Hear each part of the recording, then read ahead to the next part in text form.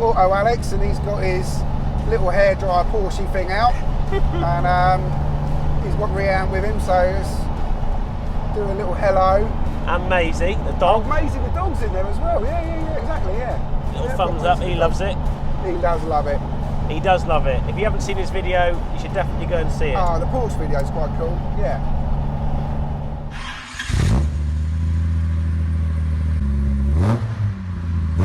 Our first really sort of long road test with the with Emma. We've done a few local ones. Like all projects, we've had a couple of little minor things to sort out, and there's still a bit more of a snag list.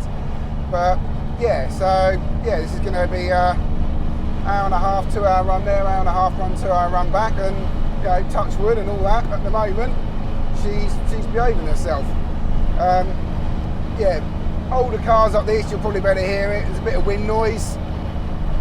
You're never going to 100% get rid of that. But yeah, but we're cruising along at, obviously cruising along at 70, and it's lovely. It's absolutely fine. It's no problem at all. Yeah, well, what do you think, James? Come on, yeah, it's amazing. A bit of input here. I drive so many of these sorts of things all the time, you know. I'd be interested to know what you think, because you're not in this sort of stuff on a daily basis. No. Yeah, I mean, what a car. I've been fortunate enough to drive and be a passenger in Tom's V12 Lister, which is very similar in terms of looks. The Lister's a lot heavier. Okay, it's a V12 engine, yeah. big V12 engine over But I haven't driven this yet. Yeah. But in terms of being a passenger, this one seems to ride and be a bit more compliant than the V12 personally, I think. And there's not less wind noise. Yeah. In the cabin here, there's a lot less wind noise, and in a weird kind of way, although I know visually we're in a classic car, yeah, the ride, if I was to close my eyes, and that sounds a bit strange, if I was to close my eyes, it definitely wouldn't be I wouldn't feel like I was in a classic car. You can tell with the suspension, the ride, the way it sits. Well, as you well know, I put a lot of time and effort into getting the springs and the dampers right and getting that set up how it should be, just so the ride is fucking spot on. You know, and also this has got the latest steering rack in it. Yeah. So this is a very, very late XJS ZF steering rack, not what you call an Ad West steering rack, which does make a huge difference to the ride quality, and obviously the bigger XJR wheels and all that kind of stuff really does help. Oh, here comes Alex again.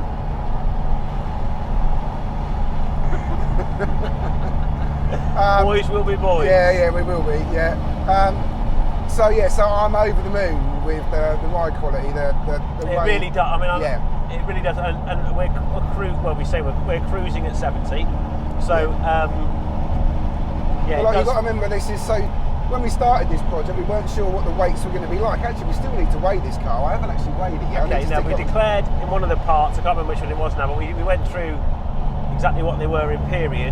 Yeah. But you still need to weigh this. But yeah, I suppose in answer to your question, it feels definitely a lot better. But I'm really pleased with our spring choice, because for the weight of the car and the balance and everything, it's worked out really well. And I didn't put on heavy duty anti-roll bars because I didn't want it to be too harsh.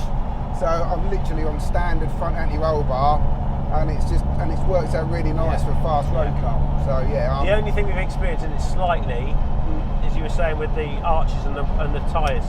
Yeah, I've overdone it on the wheels, but you know, I tried to cut a bit of inner wheel arch out so that the rear wheels didn't rub on the arch, but they're too wide, so they are rubbing on the inner arch. So what I'm going to do now is I'm just going to flare the rear wings a little bit, and then I'll have to paint the rear wings, but that's okay. You know, that's not. It's not all the time, is it? It's just it's more like when you go over speed humps and stuff like that, or you hit a pothole or whatever. So, but you know, that's the whole point of road testing, isn't it? That's the whole point of shake road testing, shakedown testing, and find out what worked and what didn't work. And if you know, if I've got a really small snag list, you know, which it is at the moment, I'm quite happy with that, to be perfectly honest. Yeah. And the other thing we were saying from a driving perspective is I've solidly mounted the gearbox on an AV mount, so on a big rubber mount. whereas traditionally they'd be sprung, and I don't like that because it means the gear lever can tend to bounce up and down a little bit. Yeah, I remember that in the other one. Which is not my favourite thing. So I've put it on a solid AV now, which means it's a little bit, the noise of the gearbox and transmission and drivetrain you can hear inside the car a little bit more, but it means that the gear lever is solid. Yeah. So I can put it on we've done them both ways, and if you put it on a spring, it's definitely quieter, 100%. But you can, as you go over bumps and stuff, you can get movement in the gear lever, it bounces up and down, and I don't personally like that. So, I'm happy with it is. I'd rather have the noise over the movement in the gear lever. Yeah. So, yeah. And interior-wise, cabin-wise, I'm pleased to say the heater works because it's not exactly warm today. So that's good. It's very comfortable. The seats are comfy. Yeah. Got to do something about your seatbelt because that's a pain in the arse when you're pulling that out. It keeps on locking up. It's a bit worn out. So I'll probably have to put a couple of seatbelts in it. But really, that's it really at the moment. Yeah, I'm good. It's quite a small list. Let's go and say hello to Alex quickly. There he is. Whoa. Yeah. Right, so the other problem I got interior-wise, working-wise, is my speedo's not working at the moment. So because I use a GetDrag 290 gearbox, it doesn't actually have a speedo drive. So, which is a bit of a problem. If you want a speedo drive, you've got to use slightly earlier 265, which is what they put in XJ40s and stuff like that. But anyway, I couldn't get hold of one of those. I only had a 290. So to overcome it, I bought what you call a speed box, which comes from a company in America, and has a little GPS pickup on it, which sends a signal to a box with a worm drive in it, which then turns a speedo. So, and then you have to set it up and calibrate it when you drive down the road, and that's all fine, other than the fact I haven't actually done it yet. I just didn't get round to it. So I'm sure James can overlay some photos. I've actually got a speedo app on my phone. I use that to see how fast I'm going, so I know what I'm, so I know that we're obviously keeping within the speed limit officer. Yes, so, quite right. Yeah, so that's another job to be done. What were you saying earlier about the rev counter and the fact that the original engine... Ah, right, okay, so the original engine, I've kept the original rev counter. That engine only revved to 5.5k. Right, yeah. Whereas this engine revs to like 6.5. So I actually just go off the scale, that's all. I have calibrated the rev counter. Okay. So that the rev counter's right. And about 70 miles an hour, you're doing around about 2,500 RPM. Okay. But you're not going to change. You're not going to change the. No. I'm not going to change the rev counter. No, because it looks right in the car. Yeah. Okay. I'm sure you can, when you drive it, if you rev it over 5,500 RPM, at that point you're not really looking at the needle, to be honest. You're looking at the road in front of you. So I'm not really too worried about that. Okay, And it's the original clock, and it looks quite nice, and I'm happy with that. I'm not too worried about it. I can get a clock which go all the way around. No, I just don't think it's worth spending the money on it. I think there's more important things to address, in terms of shakedown testing and refining than that, to be honest. So yeah, I'm not worried about it staying. Okay, so while we're talking about the interior, there are a few other things which we've done which are different, which was the wood was walnut, and we changed it to this burnt walnut. So it is still walnut, but it's blackened, and I quite like it. The dials we changed from being black to sort of brushed aluminium, which basically all we actually did was take the paint off them, and that was the finish. And I thought, let's just leave it at that because it looked quite cool. And then obviously my steering wheel, it's my 3-spoke Momo, Harry-esque. Yeah. And then my mate done the centre bit for me and embossed XJR in it. The boys at the trim shop, Trimania, done that. Yeah. I thought that's quite cool. But I just like the feel of the steering wheel compared to the standard original one. It's a good girth. Oh yeah, it just feels like, it's more of a sporty feel, I suppose. It just feels like you got hold of something. And also it's a little bit smaller than the original wheel, because the original wheel being a bit bigger, you'd be out here and it would feel like, make the steering feel even lighter. So the weight of the steering wheel with the combination of the rack, the tyre size, and this steering wheel is, I don't think we could get it any better, really, to be perfectly honest. I think we've, that wasn't a mathematical calculation. That was experience and a little bit of luck thrown in, I've got to be honest. So what about the gear lever, the gear knob? That's gear knob, that's standard. Isn't it Jaguar XJR of period. Yeah. So 1996 X300. That's an X300 gear knob, which all the manuals had that gear knob, whether it was a supercharged or not, with the Get Drag 290 gearbox. So yeah, so that's totally standard. You've had that retrimmed? Yeah, I have had it retrimmed, yeah, because when I got it, the leather was all ripped on it, and so we stripped the leather off and cleaned it up, and then I got the trimmers to redo it. And you got a new gator for it as well, have you? They made the gator as well, yeah. Nice. And then what's this USB holding the old fag? Oh, I like these. I use a lot of these. We put these in a lot of the old 60s and 50s cars as well. And we get rid of the cigarette lighter because no one uses them anymore. And it's just a USB adapter, but it's got old school USB, and I can't even tell you what they're mini USB. I don't know what they are. But you're able to basically, you can charge your phone and all that kind of modern stuff. They're like 25 quid, and you literally just bung it in and power them up, and they have a higher amperage output than sort of like some of the just plug-in fag lighter ones, and then they can come loose and then not work. So I put these in because it just means you can charge your phone up and put a sat nav in or whatever it is you want to do, and and it's just nice and neat, and it doesn't compromise the inside look of the car. So we do a lot of them. And like I say, I think they're 25 quid, 30 quid, something like that. They're not expensive. So, I highly recommend them.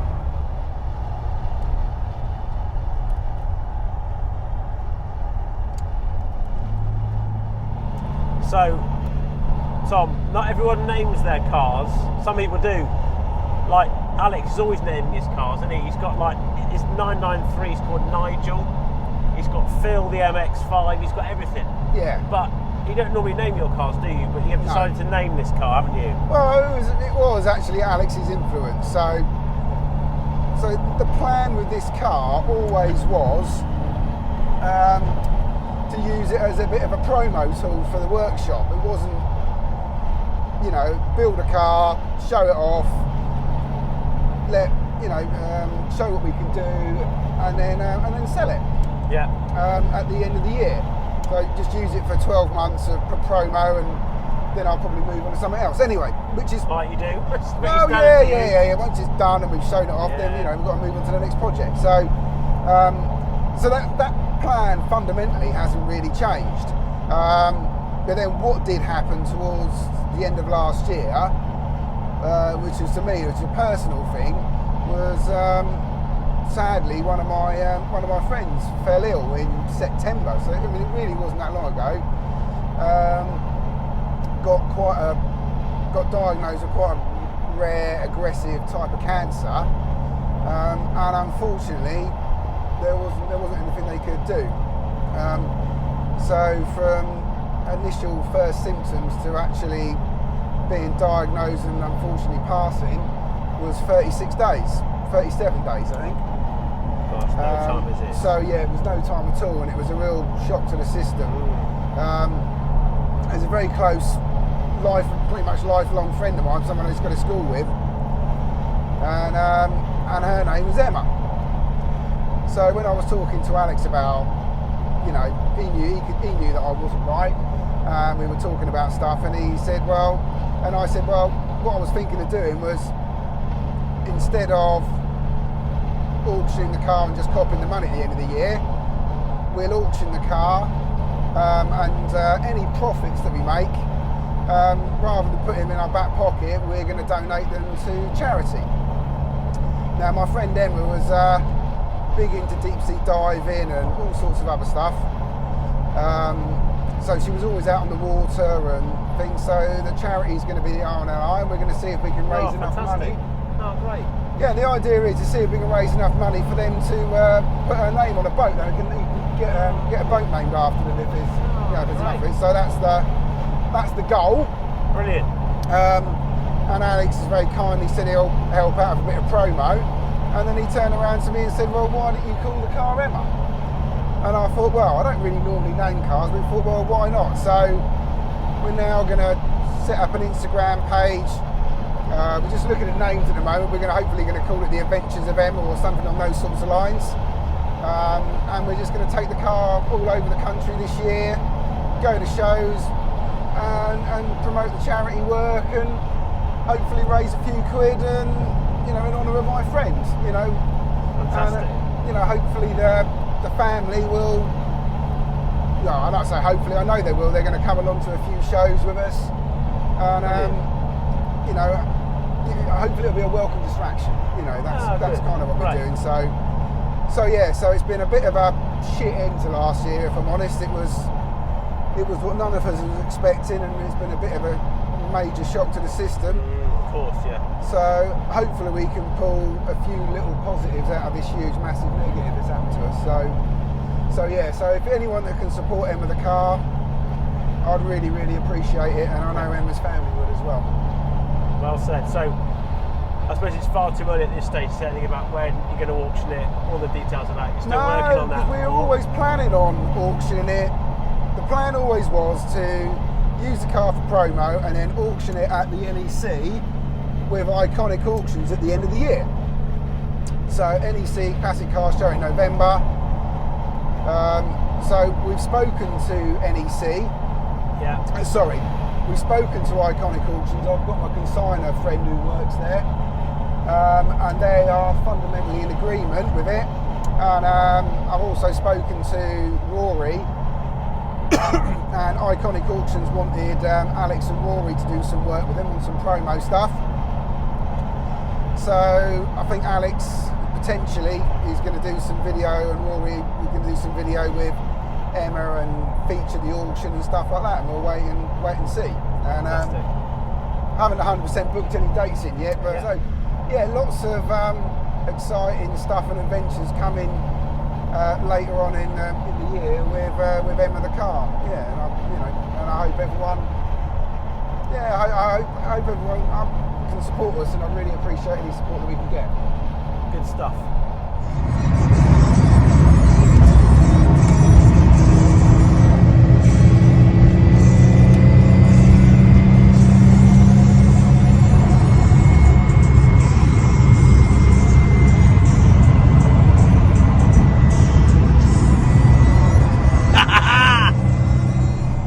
Tom, in the comments of the YouTube videos, a number of people naturally want to see this car up against Harry's.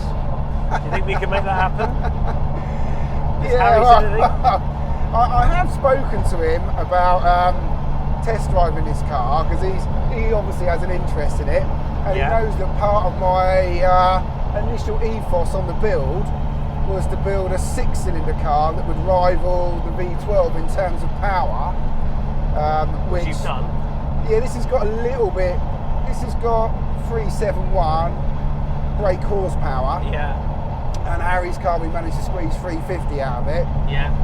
And he had 500 Newton meters of torque, I think. Whereas this has got 639. So, and I'm sure it's going to be lighter. So I'm fairly confident it's going to be lighter. I'm fairly confident it's going to handle a bit better because of the weight, and I'm fairly sure because of the brakes I've put on it, it's going to stop better. So on paper, this is a better car. But I'm going to... You heard it here first. That's I not being one to put words in anyone's mouth. I'm going to let Harry make his own mind up.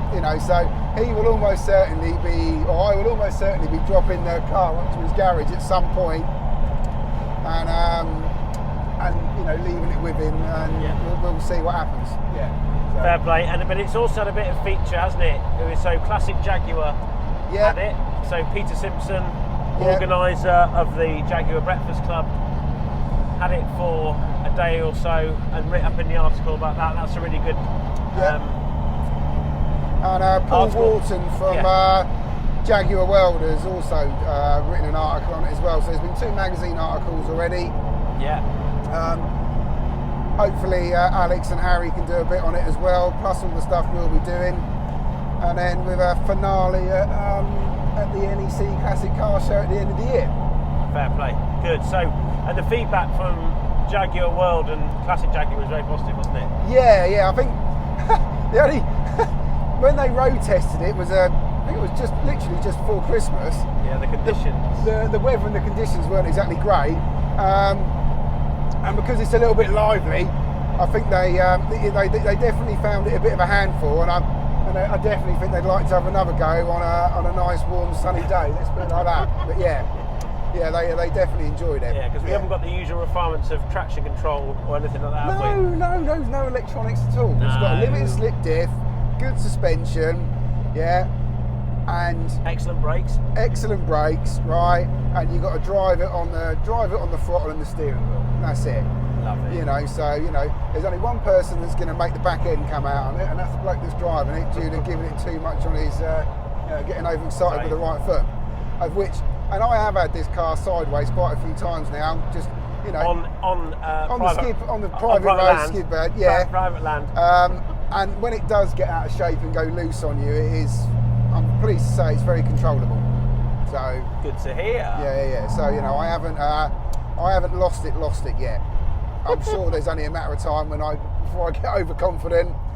We might even do a track day. We might even take it to the Jaguar XJC track day at Castle Combe and take it out for a couple of laps. But I'm not going to overdo it because it's not a race car. It's a fast road car. But we might do a couple of laps around Castle Combe and it later on in the year when we go there.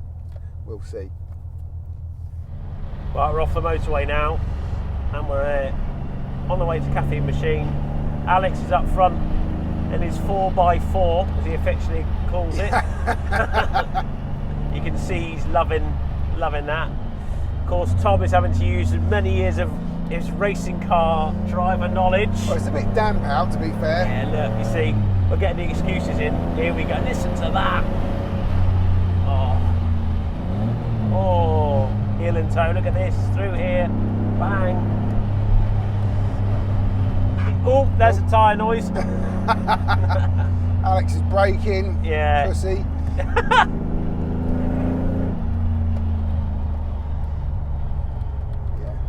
He's put his little tail feathers up now.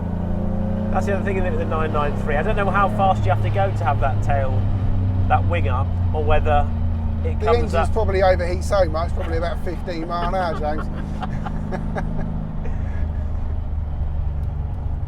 Does look quite cool, doesn't it? Yeah. To be fair, it's a bit like we've got to give credit where credit's due. It is a nice car.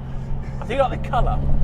I really like the colour personally, but I've always liked red cars, and I know that some. Is that the same colour as a certain flavour of candy up? By the time it gets to Caffeine Machine, it might be the same colour as the brown chocolate one, but yeah. Just turning up. This is it now. Look, we're in.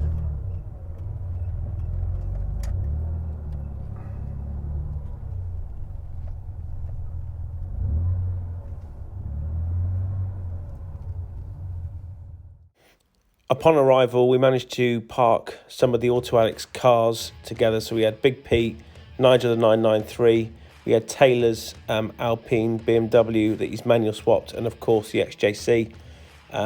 It generated quite a lot of interest. A lot of people had seen the videos and seen the car across our social media, which was great to meet you and discuss a bit more all about the project, which was good fun. And it was the first time we'd actually been to Caffeine Machine, and it was really good to explore the venue, meet like-minded car enthusiasts, and obviously have a good look round. It wasn't long until it was time to leave, and I was chucked the keys and had a very enjoyable drive home. We got back in one piece and had a great day.